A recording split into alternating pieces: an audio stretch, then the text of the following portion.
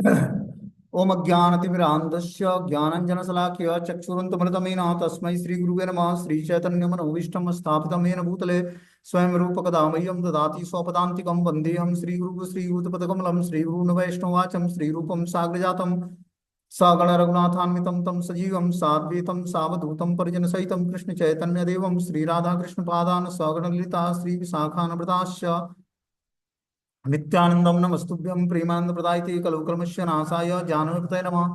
नमो महावदन्याय कृष्ण प्रेम प्रदायते कृष्णाय कृष्ण चैतन्य नामिने गौरद्वित नमः। पंचतत्वात्मकं कृष्णं भक्त रूप स्वरूपकं भक्तावतारं भक्ताख्यं नमामि भक्ति शक्तिकम्। अनर्पित चरिचिरात करुणावतीर्णव कलौ समर्पित उन्नतु जलर सौ भक्ति श्रियम हरिपुरट सुंदर भूतकदम्ब संदीपतम सदा हृदय कंदरे स्मृत्वा सचिनंदनम संसार दुःख जलदो पतितस्य कामा क्रोधादीन कर्म करे कवलीकृतस्य दुर्वासनानिकृतस्य निराश्रयस्य चैतन्य चंद्रमम देहि पदावलंबम चैतन्य चंद्रमम हृदय कुमुदम विकास्य हृदय विदीरि चिंतन भृंगरंगे किंचापराधित निविड्य विदूयम पादामृतम सदा पायत दुर्गतम माम आजानुलंबित भुजो कनकावदातो संकीर्तने कपित्रो कमलायताक्षो विश्वम्बरो द्विजवरो युगधर्मपालो वंदे जगत्प्रियकरो करुणावतारो नमस्त्रय काल सत्याय जगन्नाथाय सुताय च सवृत्ताय सपुत्राय सकलत्राय ते नमः। अतीर्णो साकरुण्यो परिचिन्नो सदीश्वर श्रीकृष्ण चैतन्य नित्यानंदो द्वय भ्रातरम भजे स जयतु विशुद्ध विक्रमं कनकाभ्यं कमलाय दीक्षणं वर्जाननं विलंबितं खड्भुज बहुधा भक्तिरसाविनर्तकम्। जयतु जयतु देव कृष्ण चैतन्य चंद्रो जयतु जयतु कीर्तितस्य नित्या पवित्रम जयतु जयतु भृतस्य विश्वेश्वमूर्ति जयतु जयतु नित्या स्वरूपा प्रियाणम। पंचतत्वात्मकं कृष्णं भक्तरूपा स्वरूपकं भक्तावतारं भक्ताख्यं नमामि भक्ति शक्तिकं। जय श्री कृष्ण चैतन्य प्रभु नित्यानंद श्री अद्वैत गदाधर श्रीवासादि श्री गौर भक्तवृंद हरे कृष्ण कृष्ण कृष्ण हरे हरे हरे राम राम राम हरे हरे। तो इसमें श्रीमद् चैतन्य भागवत का आदि खंड त्रयोदश अध्याय और प्यार संख्या 100 नंबर पढ़ना है। बोलते हैं कौन चित्र तहान सम्मोहन प्रभु स्थाने वेदे उपाय न मोह यार विद्यमाने। जिस प्रभु के सम्मुख वेद भी मोहित हो जाते हैं उनके सम्मुख दिग्विजयी का मोहित हो जाना कौन सी विचित्र बात है। हम देखते हैं कि जो है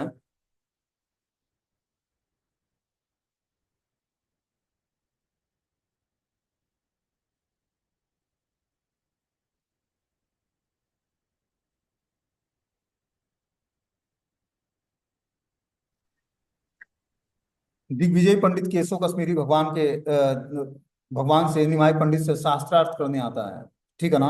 और भगवान के स्वरूप को देखकर वो मोहित हो जाता है।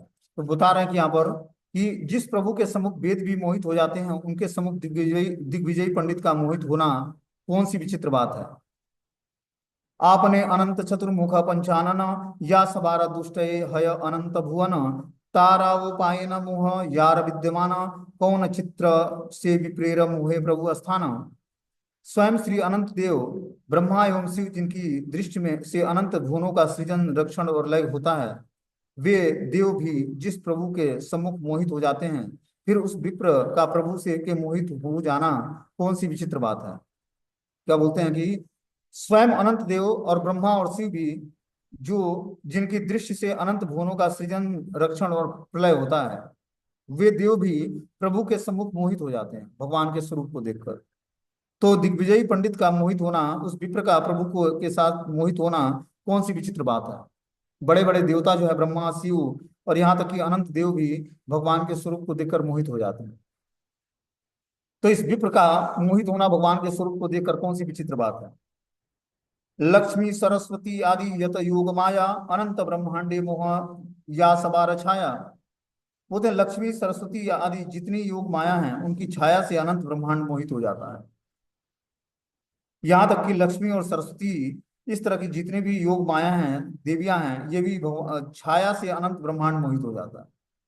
भगवान की छाया मात्र से सारे ब्रह्मांड मोहित हो जाते हैं। तहार पायन मोह यार विद्यमान अतएव पाछे से थाके न सर्वक्षणे।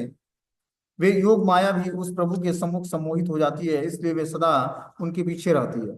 योग माया भगवान के सामने नहीं आती है क्योंकि वो भगवान के सम्मुख सामने आती है तो सम्मोहित हो जाती है, वो पीछे खड़ा होती है भगवान के। वेद करता से हो मोहे पायर स्थाने कौन चित्र दिग्विजय मुहवताहाने। वेदकर्ता श्री शेष भी जिनके सम्मुख मोहित हो जाते हैं, उनके सामने दिग्विजय का मोहित हो जाना कौन सी विचित्र बात है। मनुष्य ये सब कार्य असंभव बड़, तेयु बलि तारक सकल कार्य दिगड़। ये सब कार्य मनुष्यों के द्वारा होने बड़े असंभव हैं, इसलिए हम कह सकते हैं कि उनके ये सभी कार्य सर्वोपरि हैं। मूले यत किछु कर्म करे न ईश्वर, सकली निस्तार हेतु दुखित जीवेर। बोलते हैं ईश्वर जो कुछ कर्म करते हैं वे सब मूलतः दुखित जीवों के निस्तार के लिए करते हैं। भगवान जो भी कर्म करते हैं क्या करते हैं, किस कारण से करते हैं, और दुखित जीवों को के निस्तारण करने के लिए, उसके दुखों का विनाश करने के लिए।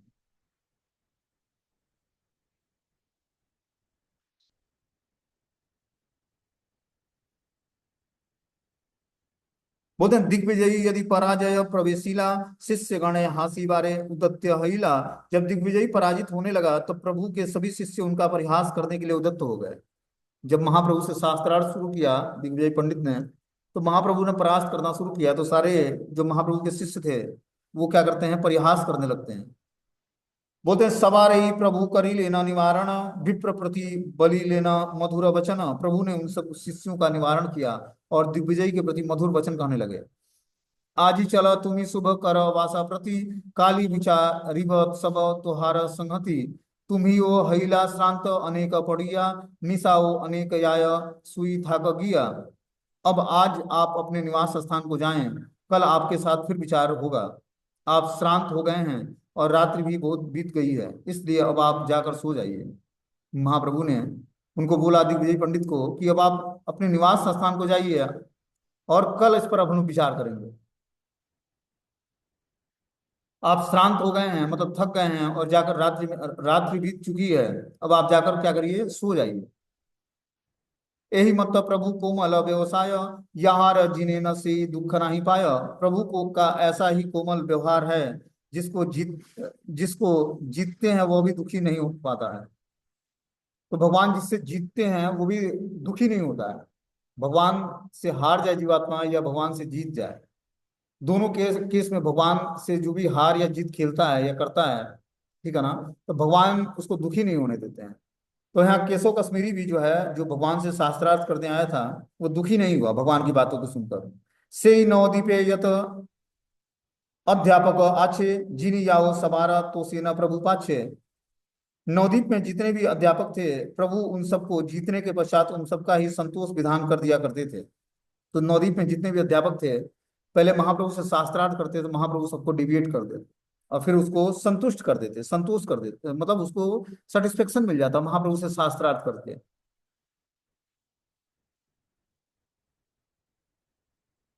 बोलते हैं चलो आज ही घरे गया बसी पूथी चाह, काली ए जिज्ञासी तहा बलि बार चाह। आज आप जाकर घर में बैठकर पुस्तक लेकर विचार कीजिए, कल आकर मैं आपसे जो पूछूंगा उसका उत्तर दीजिएगा। महाप्रभु ने बोला कि हे पंडित, आप अभी आप पुस्तक लेकर घर पर जाकर विचार कीजिए, कल जब आप आएंगे तो जो मैं पूछूंगा उसका जवाब दीजिएगा। जिनी आओ कार्य ना करे न तेज भंग, सबे है न प्रीत है न तान रंग। प्रभु जीत कर भी किसी का की मर्यादा को हानि नहीं पहुंचाते थे, जिससे सब उनसे संतुष्ट हो जाते, ऐसी है उनकी लीला। तो महाप्रभु जिससे शास्त्रार्थ करते, वो व्यक्ति अपने को लज्जित महसूस नहीं करता, उसकी मर्यादा का भगवान ख्याल करते प्रॉपर, और उसको मर्यादा की हानि नहीं होने देते, मतलब उसको बेइज्जती नहीं करते। अगर जो हार भी गया डेविएशन मतलब शास्त्रार्थ में, तो ऐसा नहीं कि उसकी मर्यादा को हनन होता। महाप्रभु उसको प्रॉपर उसकी स्थिति को मेंटेन रखते और उसको सेटिस्फाई मतलब संतुष्ट कर देते हैं अपनी बातों से। अतएव नवदीप यत एक पंडित, सवार प्रभु प्रति मने बड़ा प्रीत। अतएव नवदीप में जितने पंडित थे वे सभी प्रभु के प्रति मन में बड़ी प्रीति रखते थे। तो सारे पंडित भगवान से हारे हुए थे, लेकिन उसके बाद भी बहुत ही प्रीति रखते थे भगवान से। किससे, निमाय पंडित से।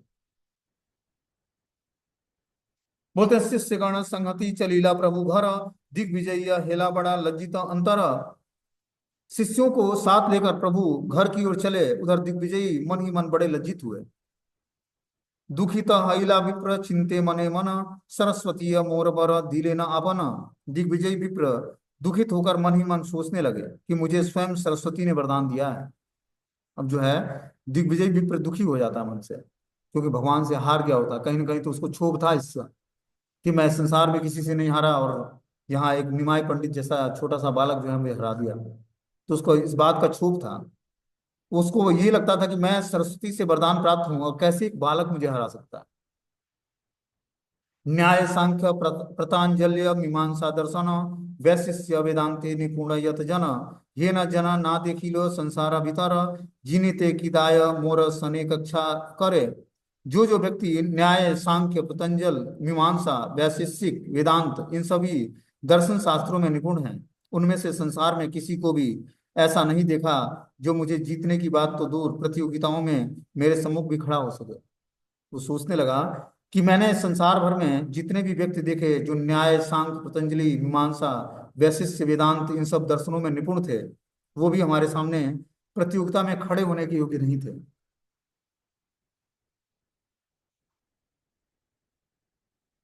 सोचा कि खट दर्शन के समस्त पंडितों के साथ मेरा साक्षात्कार हुआ है, जो छह संदर्भ पढ़े हैं। मुझे पराजित करने की बात तो दूर, उनमें से किसी ने मेरे साथ विचार करने पर तक बैठने का साहस नहीं किया। शिशु शास्त्र व्याकरण पढ़ाईला ब्राह्मण से मोरे झिनीला हेन विधिर घटन। बोलते हैं यह ब्राह्मण जो शिशु शास्त्र व्याकरण पढ़ाता है, इसने मुझको जीत लिया, यह विधि का विधान है। वो सोचने लगा कि ये जो ब्राह्मण है, ये बालकों को शास्त्र व्याकरण पढ़ाता है, संस्कृत व्याकरण पढ़ाता है, इसने आज मुझे हरा दिया है और ये मुझे जीत लिया। ये क्या है, भगवान की कुछ लीलाएं हैं, विधि का विधान है कुछ।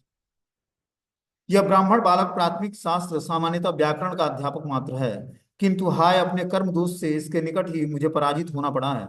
यह सत्य है कि वेदांग वेद पुरुष के मुख्य सदृश व्याकरण शास्त्र ही शास्त्र पाठार्थियों का आदि पाठ्य ग्रंथ है, किंतु केवल व्याकरण शास्त्र का अध्ययन अध्यापन या इसमें निपुण रहने से ही साहित्य अलंकार स्मृति या दर्शन आदि शास्त्रों में पारदर्शिता नहीं आती है। यह भी अभिसंभावित सत्य है। तब भी इस क्षुद्र बालक व्याकरण के अध्यापक के निकट मेरे जैसे प्रवीण शास्त्र योद्धा को भी पराजित होना पड़ा। तो सोचने लगा कि मैं शास्त्र प्रवीण योद्धा हूँ, और मुझे एक सामान्य स्कूल का बालक जो है, जो संस्कृत पढ़ाता है अध्यापक, वो मुझे कैसे हरा सकता। ये विधि का विधान कुछ है इसमें।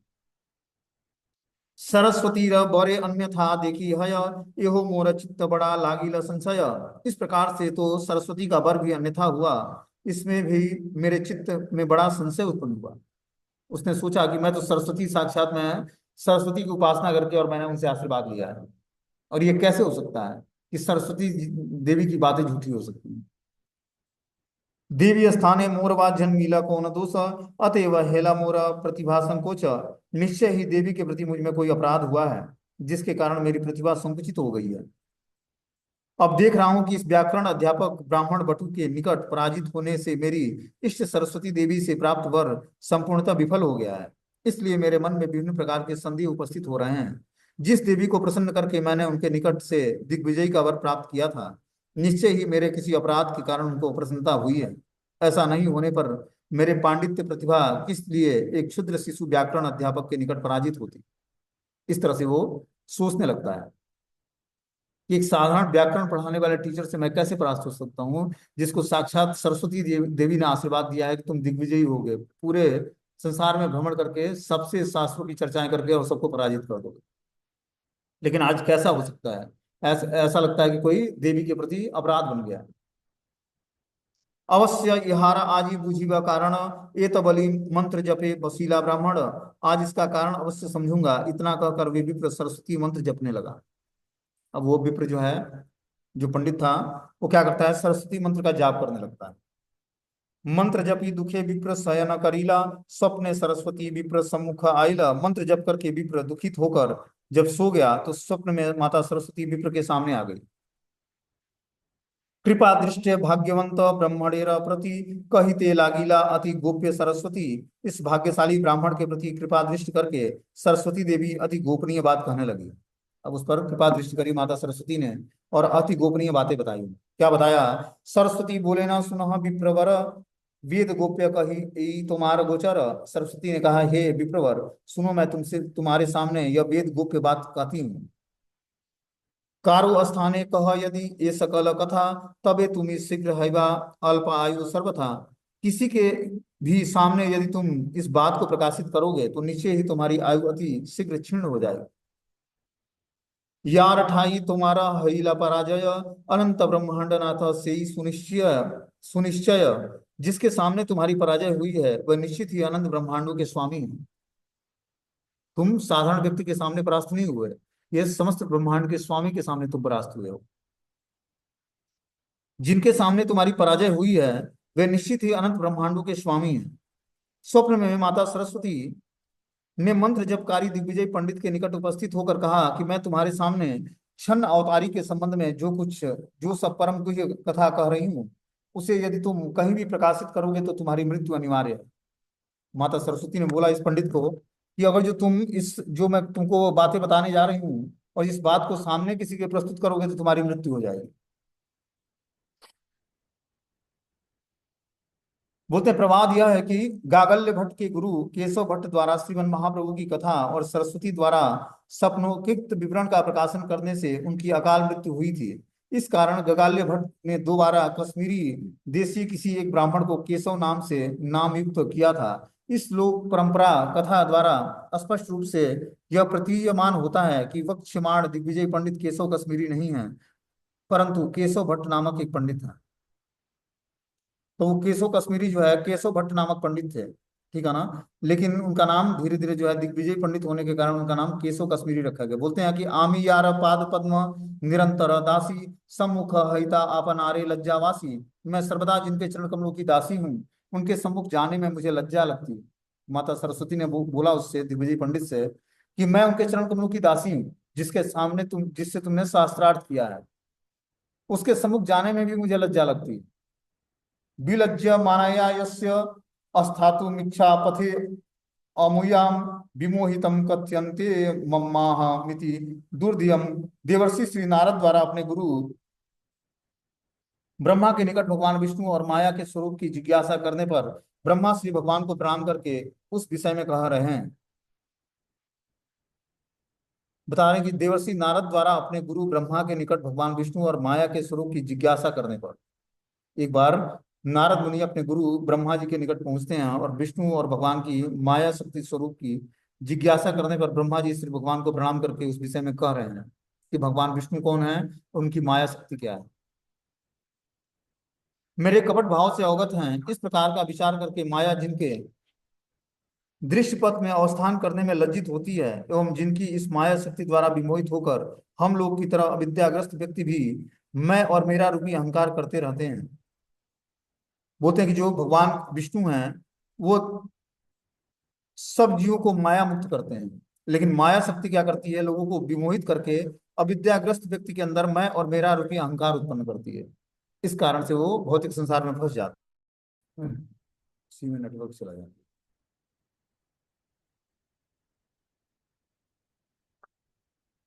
बोलते हैं इससे पहले श्लोक में माया के साथ भगवान का संबंध एवं उसकी माया का दुर्दत्व कथित होने से साक्षात भगवान का भी तब मायावश्य रूप संसार है, इस प्रकार के संदेह का इस श्लोक में निषेध कर रहे हैं। मेरी कपटता या छलना भगवान अच्छी तरह जानते हैं। इस विचार से माया शक्ति जिनके दृष्टिपथ में अवस्थान करने से लज्जा बोध करके ही उनके प्रति अपना विक्रम प्रकाश करने में असमर्थ होती है, परंतु उसी माया द्वारा विमोहित होकर दुर्बुद्ध जीवात्मा अविद्याकृत ज्ञान विशिष्ट होकर वो मैं और मेरा नामक अहंकार को पाले रखता है।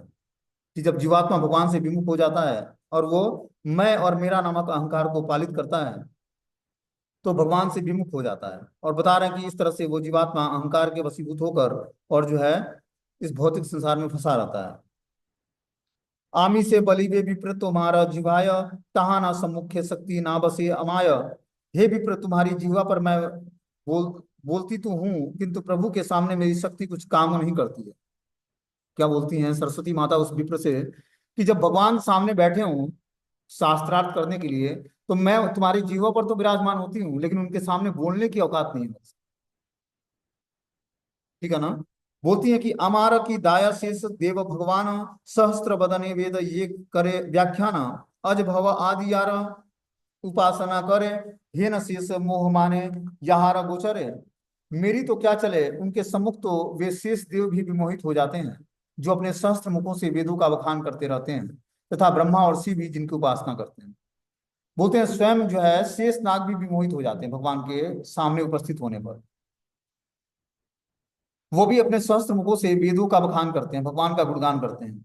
ब्रह्मा और शिव जिनकी उपासना करते हैं, स्वयं ब्रह्मा और शिव जिस शेष नाग की उपासना करते हैं, शेष देव की, वो भी भगवान के सम्मुख आने पर अपने कुछ देर के लिए वो भी मोहित हो जाते हैं भगवान के स्वरूप को देखकर। परम ब्रह्म नित्य शुद्ध अखंड अव्यय परिपूर्ण इहावे से सबार हृदय श्री गौर हरि नित्य शुद्ध अखंड अव्यय और परिपूर्ण परम ब्रह्म है तथा सबके हृदय में विराजमान है। क्या बोलते हैं? श्री गौर हरि जो भगवान है वो नित्य हैं, शुद्ध हैं, अखंड हैं, अव्यक्त अव्यय हैं और परिपूर्ण परम ब्रह्म है और सबके हृदय में विराजमान है।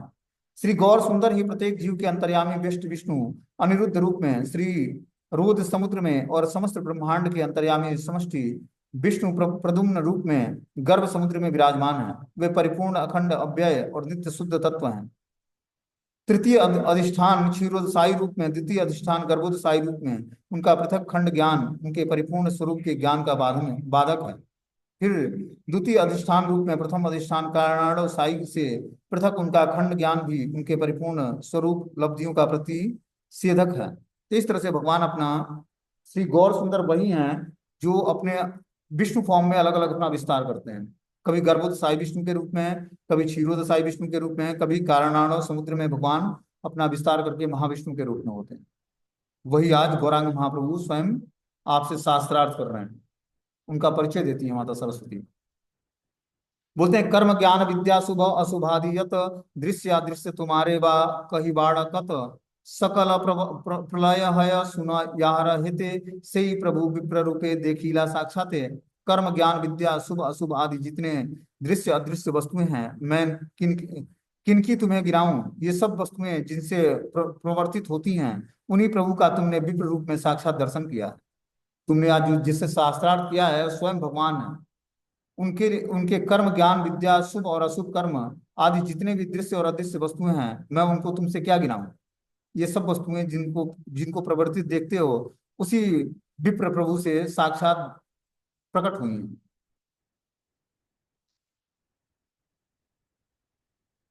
आ ब्रह्मादि यत देखा सुन सुख दुख पाय सकल जानिहा विप्र इहान आज्ञाय।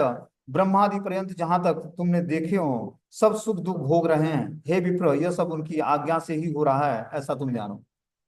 कि संसार में जो भी जो है सुख दुख या जो भी चीजें तुम देख रहे हो, वो जीवात्मा भोग कर रहा है, सुख का या दुख का, वो सब जो है हे विप्र उनकी आज्ञा से ही संभव हो पा रहा है। बोलते हैं ब्रह्मा प्रमुख देवता सब ही माया के वशीभूत होकर सुख दुख का भोग करते हैं, किंतु भगवान विष्णु नैश्वर्य सुख दुख फल भोगकारी जीव नहीं है।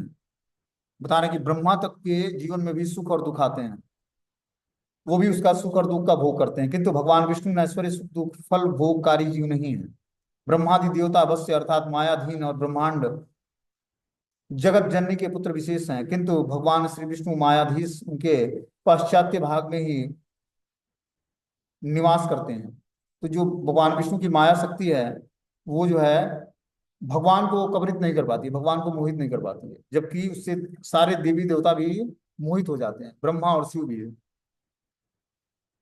मत्स्य कुर्म आदि यत सुना अवतार यही प्रभु बिना विप्र कुछ न है आरा। तुमने मत्स्य कुर्म आदि जितने अवतार सुने हैं हे विप्र, वे सभी इन प्रभु के अतिरिक्त अन्य कोई नहीं है। बता रहे हैं कि जो है जो तुमने आज तक जितने भी भगवान के अवतार सुने हैं, मत्स्य अवतार, कुर्म अवतार और जो भी अवतार सुने हैं, नरसिंह अवतार, बराह अवतार, वो सब अवतार हे विप्र वे सभी प्रभु के अतिरिक्त और को अन्य कोई नहीं, यही अपना विस्तार करके अलग अलग अवतार लेते हैं, जो तुम्हारे सामने आज शास्त्रार्थ कर रहे हैं भगवान गौरांग महाप्रभु। बोलते हैं मत्स्य कुर्म आदि नैमित्तिक विष्णु अवतार समूह वैकुंठ में नित्य लीला प्राण होकर भी प्रपंच में निमित्त विचार से अवतीर्ण होते हैं। गौर सुंदर ही अपनी अंश कला से विभिन्न नैमित्तिक अवतार रूप में वैकुंठ में या इस प्रपंच संसार में अवतरण करते हैं। मत्स्य कुर्म आदि के साथ गौर सुंदर का वास्तव में भेद नहीं है, परंतु वहां एक दूसरे का लीलागत वैचित्र वर्तमान है कि लीलाओं के दृष्टि से उसमें अंतर होता है, लेकिन तत्व में कोई अंतर नहीं है। वही गौरांग महाप्रभु ही अपना क्या करते हैं, अंश कला का विस्तार करके और ये अवतार ग्रहण करते हैं।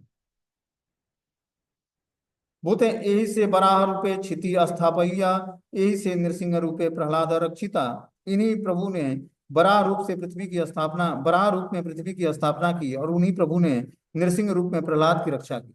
यही गौरांग महाप्रभु ही बराह के रूप धारण करके पृथ्वी की स्थापना की जल पर, और यही नरसिंह रूप धारण करके प्रहलाद की रक्षा करते हैं। यही से वामन रूप बलिर जीवन, यार पाद पद्म हईते गंगारा जन्म। जिनके पद्म कमल से गंगा की उत्पत्ति होती है, वही प्रभु श्री वामन देव रूप धारण करके बलि के जीवन है। वो वामन रूप जो धारण किया भगवान ने, वो भी इन्हीं का अंश विस्तार है।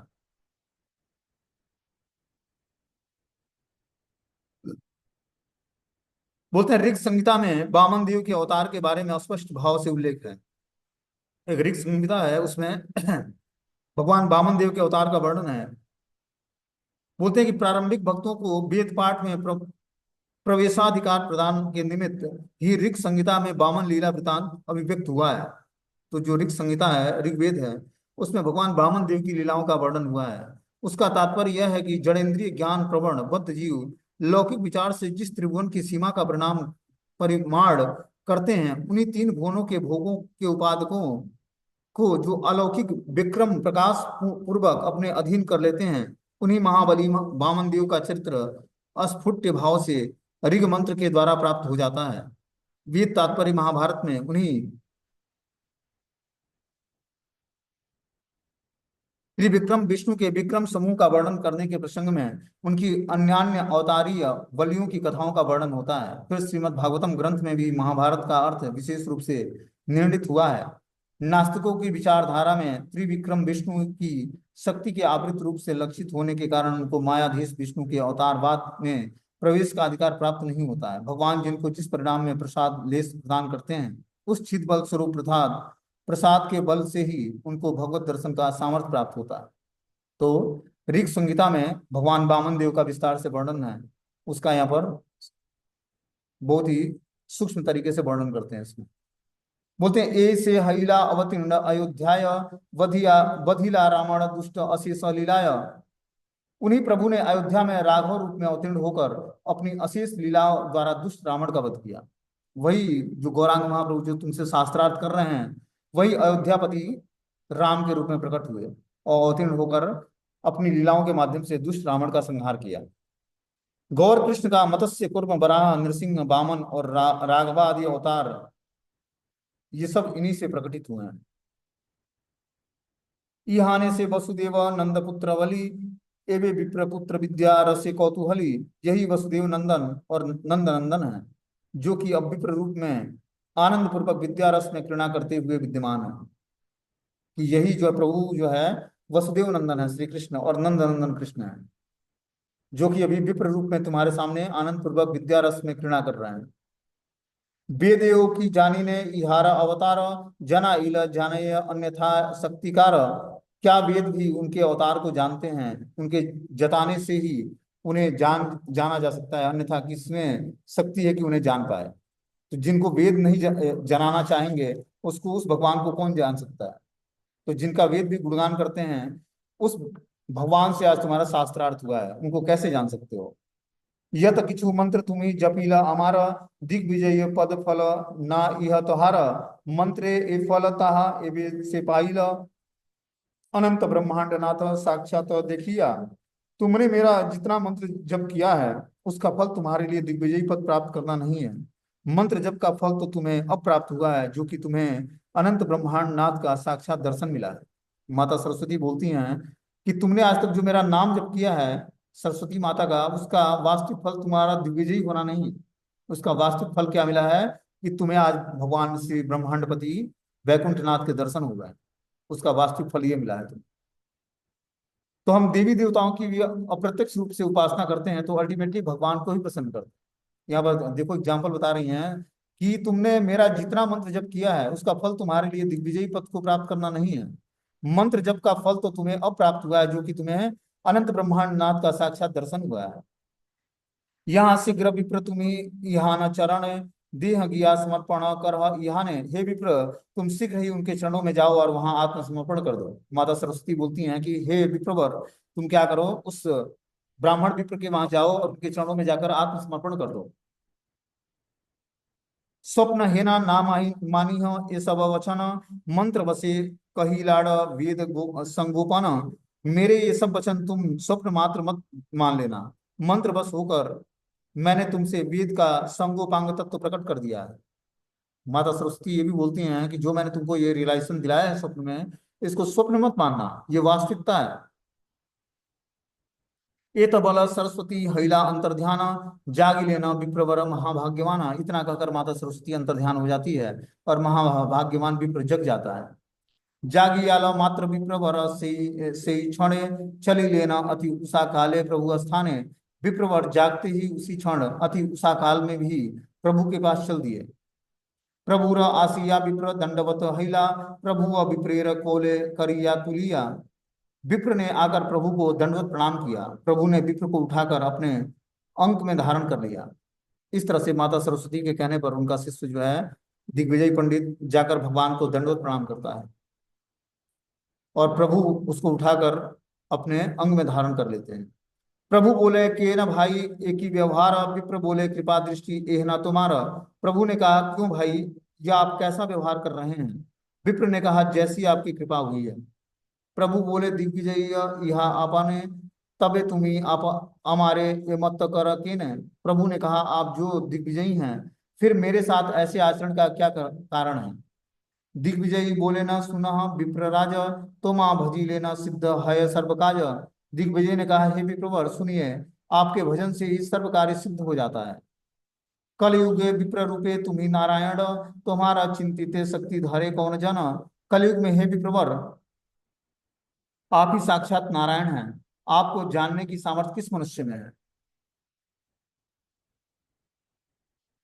तखनी मोर चित्त जन्मीला संशय, तुम्हें जिज्ञासीला मोर वाक्य ना स्फुर। मेरे चित्त में उसी समय संशय उठ रहा था जब आपने मुझ पूछने पर मेरे मुख से कोई वाक्य स्फुरित नहीं हो रही थी। उसी समय मुझे संशय हो रहा था कि मैं किससे शास्त्रार्थ कर रहा हूँ, कि जब आप पूछते तो मेरे मुंह से कोई भी शब्द स्फुरित नहीं होता, कोई भी वाक्य प्रकट नहीं होता। तुम्ही ए अगर्भ प्रभु सर्ववेदी कहे, तहाँ सत्य देख लो ना अन्यथा कबू न है। आपको सर्ववेद विनय की मूर्ति कहते हैं, वह मैंने साक्षात देख लिया है जो कि यथार्थ है। तीन बार हमारे करिया पराभव, तथापि अमार तुम्ही राखीला गौरव। आपने तीन बार मुझको पराजित किया है, तब भी आपने मेरे गौरव को नष्ट नहीं किया है। कि आपने हमें जो है शास्त्रार्थ में तीन बार पराजित किया है, लेकिन उसके बाद भी हमारे गौरव को आपने बचाए रखा। एहो की ईश्वर शक्ति बिने अन्य न हय, अतएव तुम्ही नारायण सुनिश्चय। ऐसा भी क्या ईश्वर शक्ति के बिना किसी और में हो सकता है, इसलिए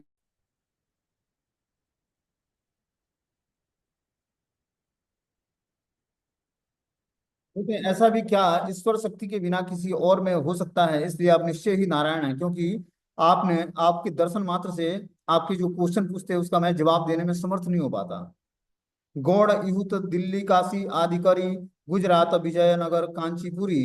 अंग भंग तेलंग ओढ़ा देश आर कत, पंडितेर समाज संसारे आच्छेयत। दूसरे अमार वाक्य से ठाकुर दूरे, बुझते ही कौन जन शक्ति ताही नाही धरे। गौड़ देश तिरहु दिल्ली काशी आदि में से लेकर गुजरात विजयनगर कांचीपुरी अंग भंग तेलंग उड़ीसा और अन्य किसी भी देशों में और संसार भर में जितने भी पंडित समाज था, मेरे वाक्यों में दोष निकालना तो दूर, उनमें से किसी में इतनी शक्ति नहीं थी कि मुझसे शास्त्रार्थ कर पाए। हे ना आमी तोहारा स्थाने सिद्धांत करीते, ना पारीनु सब बुद्धि गैला कौन भीते। ऐसा मैं हूं, परंतु आपके सामने सिद्धांत कथन के समय न जाने मेरी बुद्धि कहाँ चली गई है। यही कर्म तुम्हारा आश्चर्य किछु न है, सरस्वती पति तुम्ही देवी मोरा कहे। आपका यह कार्य भी कोई आश्चर्यजनक नहीं है, क्योंकि आप सरस्वती पति हैं, यह स्वयं देवी ने मुझसे कहा है। बड़ा शुभ लग्न आई लाय नवदीपे, तुम्हारा देखी लाड़ा डूबिया ए भवकूप। मैं दो नवदीप में बड़े शुभ लग्न में आया हूँ, जो आपके दर्शन पाया हूँ। हे प्रभु, मैं संसार कूप में डूबा डूबा जा रहा हूँ। मैंने शुभ मुहूर्त में नवदीप में प्रवेश करके आपका दर्शन प्राप्त किया है। भवकूप में मग्न व्यक्तियों को संसार में मग्न रहने के समय आपके दर्शन का सौभाग्य प्राप्त नहीं होता है। मैं इतने समय में तक जड़ इंद्रिय ज्ञान से प्रमत्त था, किंतु अब मैंने पूर्व पूर्व जन्म के पूंजीभूत महासौभाग्य बल से आपका दर्शन किया है। तो बोलता है केशव कश्मीरी कि मेरा पूर्व जन्म का कुछ सारे जो हैं पूंजीभूत शुभ कार्य इकट्ठे हुए हैं, जिसके कारण मुझे ये सौभाग्य मिला कि आपके दर्शन हुए हैं। अविद्यावासाना बंधे मोहित हईला बेड़ाई पासारी तत्व आपना वंचीला। अविद्या जनित वासनाओं के बंधन से मोहित होकर मैं तत्व को भूलकर अपने को वंचित करते हुए घूम रहा था। जीव के स्वरूप ज्ञान से विवर्त उपस्थित होने पर वह जीव भगवत सेवा से विमुख होकर भोग वासना में आबद्ध हो जाता है। जड़ेंद्रीय ज्ञान द्वारा माया वसात और मूर्ता प्राप्त करके बद्ध जीव स्वरूप उपलब्धि से वंचित हो जाता है। क्या बोलते हैं यहाँ पर कि जीव का स्वरूप ज्ञान विवर्त उपस्थित होने पर, जब वो अपने स्वरूप ज्ञान से को भूल जाता है, उसमें विवर्त उपस्थित हो जाता है, मतलब विकृति आ जाती है, तब जीव भगवान की सेवा से विमुख होकर भोग वासना में आबद्ध हो जाता है। और इस तरह से वो जड़ेंद्रीय ज्ञान और माया के वशीभूत होकर मूर्ता प्राप्त करता है, और बद्ध जीव बारंबार अपने स्वरूप उपलब्धि से वंचित हो जाता है, अपने स्वरूप को भूल जाता है कि मैं भगवान का नित्य दास कैसे हूं। इसीलिए माया से बहुत ही सतर्क रहना पड़ेगा। माया मतलब अज्ञानता, इग्नोरेंस। वो आपके दिमाग में ऐसा घर कर जाएगी कि जो पॉजिटिव चीजें हैं उसी को निगेटिव दिखाएगी, और आप भक्ति से विमुख हो जाए। इसीलिए बहुत ही सतर्क रहना है। ये तभी हो पाएगा जब हम दृढ़ता पूर्वक भगवान का नाम जप करें, तभी हम जो है माया पर विजय प्राप्त, अज्ञानता पर विजय प्राप्त कर पाएंगे। देव भाग्य पाइलाड़ तुम्हारा दर्शने एबे कृपा दृष्ट ये मोर कर मोचने। अकस्मात बड़े भाग्य से मुझे आपके दर्शन मिले हैं, अब आप अपनी शुभ कृपा दृष्टि द्वारा मेरा उद्धार कीजिए। वो दिग्विजय बोलता है कि बड़े सौभाग्य मेरी जगह हैं कि आपकी शरण में आया हूं और आपके दर्शन हुए हैं, आप कृपया मेरा उद्धार कीजिए।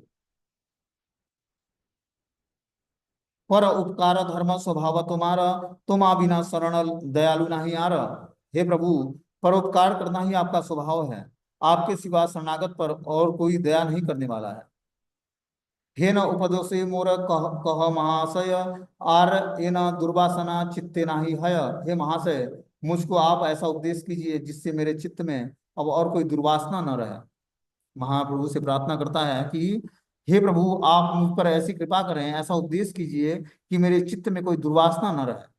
यही मत काकुवाद अनेक करिया, स्तुति करे दिग्विजयी अति नम्र हैया। इस प्रकार दिग्विजयी पंडित ने अनेक अनुनय विनय पूर्वक अति विनम्र होकर स्तुति करनी प्रारंभ की। सुनिया विप्रेर काकू श्री गौर सुंदर, हासिया तहाने किछु करिला उत्तर। विप्र के दीन वचन को सुनकर श्री गौर सुंदर हंसते हुए उनसे कुछ कहने लगे। क्या बोला?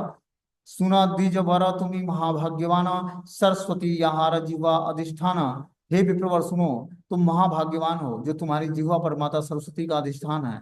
दिग्विजय करीबा विद्या कार्य न है, ईश्वरेर भजिल से विद्या सत्य कहे। दिग्विजय करना विद्या का कार्य नहीं है, जिससे ईश्वर भजन हो वही विद्या सत्य विद्या है। कि ये कार्य नहीं है सरस्वती का निवास होना कि दिग्विजयी हो जाओ पूरे संसार में। वास्तविक ईश्वर भजन करना ही विद्या का वास्तविक फल है। मन दिया बुझते देह छाड़ीला चलीले, धन व पौरुष्य संगे कुछ ना ही चले। मन देकर समझो, जब जीव देह को छोड़कर जाने लगता है तब उसके साथ धन और पौरुष्य कुछ भी नहीं जाता। कि तुम पूरे संसार में जो है और जो शास्त्र विद्या में निपुण होकर सबको जो पराजित भी कर लेते हो, तो तुम्हारे साथ जाएगा क्या? वास्तविक विद्या का फल क्या है कि तुम कृष्ण भक्ति में जुड़ जाओ।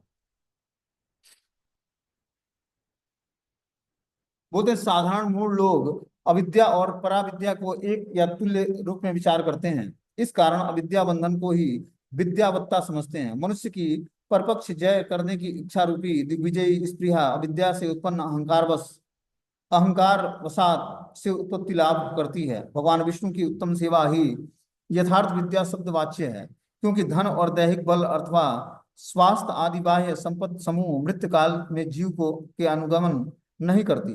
भोग सर्वस्व व्यक्ति इंद्रियों का भोग वर्धन करने के लिए धन विद्या और बल आदि संपन्न का नियोग करते हैं, किंतु मनुष्यों के मरने के बाद इस संसार में जड़ संपदा की अकिंचित कर्ता स्पष्ट भाव से ही प्रकाशित होती है। क्या बोलते हैं इसमें कि जो है भोग सर्वस्व व्यक्ति, जो भोगी व्यक्ति है, भोग की इच्छा रखता है, वो इंद्रियों का भोग वर्धन करने के लिए धन विद्या और बल आदि का नियोजन करता है, इसको कमाता है। धन का, विद्या का और बल आदि का नियोजन करके और भोग करता है। किंतु मनुष्य के मरने के बाद ये समस्त जड़ संपद अकिंचित कर्ता स्पष्ट भाव से ही प्रकाशित होता है, कि मरने के बाद ये कोई भी चीजें काम नहीं आती हैं, ये सब अप्रकाशित मतलब लुप्त हो जाती हैं। एते के महांत सब सर्व परिहरि करे ना ईश्वर सेवा दृढ़ चित्त करी, इसलिए सभी महापुरुष सर्वस्व त्याग कर दृढ़ चित्त से श्रीहरि की सेवा करते हैं। इस सब तत्व को विचार करके उदार चित्त साधुजन प्रापंचिक समस्त संपद की आशा तथा भरोसा परित्याग करके जीवित काल में तीव्र भक्ति योग से भगवान का भजन करते हैं। महाप्रभु ने बताया कि जो इस तत्व को विचार करके, ठीक है ना, जो उदार चित्त वाले भक्तजन हैं, वो प्रापंचिक संसार में मतलब भौतिक संसार में संपत्ति की आशा छोड़कर भरोसा का परित्याग करके जीवित काल में तीव्र भक्ति योग का पालन करके भगवान का भजन में जुड़ते हैं। एते के छाड़िया विप्र सकल जंजाल, श्री कृष्ण चरण गरी गिया भज भज सकाल,